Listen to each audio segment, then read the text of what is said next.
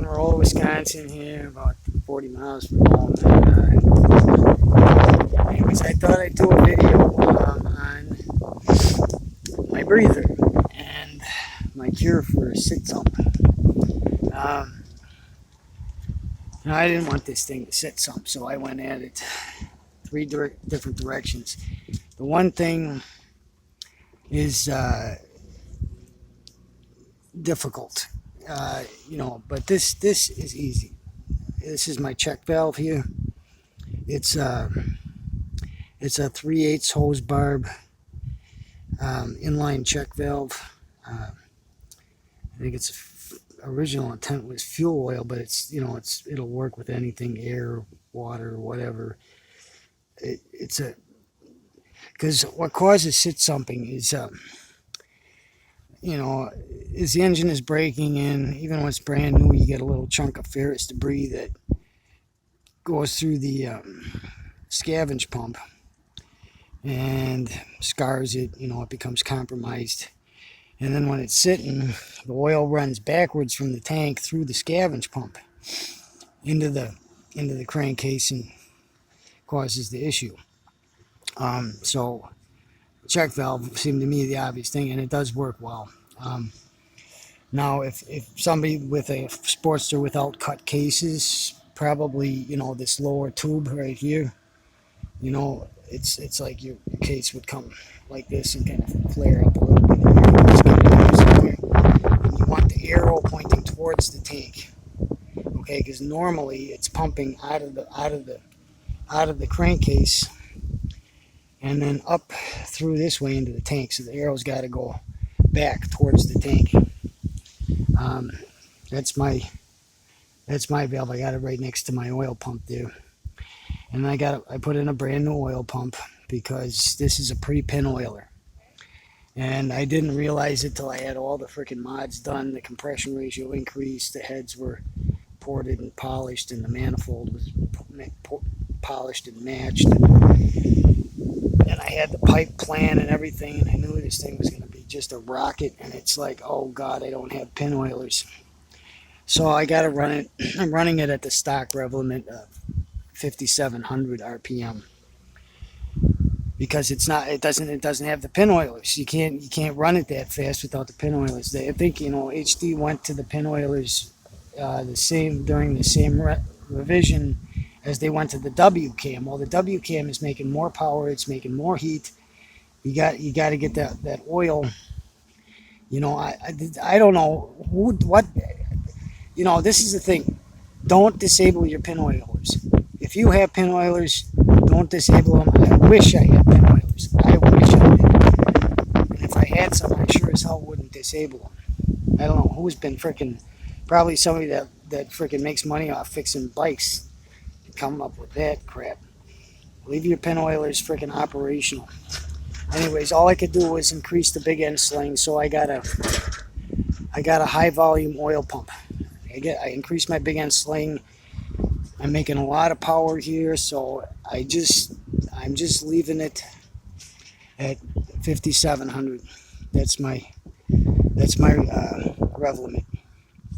The other thing is my breather, and the reason I put these two together is because this check valve, I use the same check valve, but I modified the one end.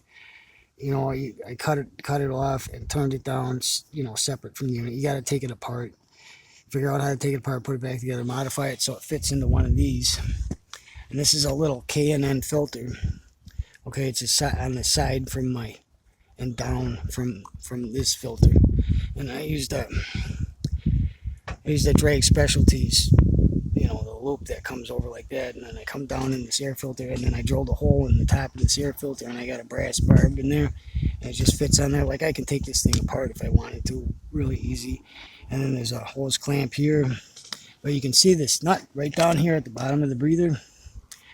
That's the check valve, and what that does is, the pistons go up, and it creates a vacuum, and it'll draw it through the filter this way, and down the filter, and back into the crankcase back here. See, I got an elbow here. Okay, So my oil is actually going back into the engine. There's been people that tried that before without a check valve. You can't do that. I mean, it's not going to work because you're basically, if you don't have a check valve, you're bypassing your umbrella valves. Okay, the umbrella valves open when the pistons go down. They're creating a pressure inside the crankcase. The umbrella valves open and let the crank gases through here. Okay, and then they come out, and then when the pistons go up, it creates a vacuum, and then this one opens, and the air goes in, and it sucks the oil back down into the engine, just like that. Okay, and it does work. If I put my ear next to it when it's running, it's just, you know, it's in both directions.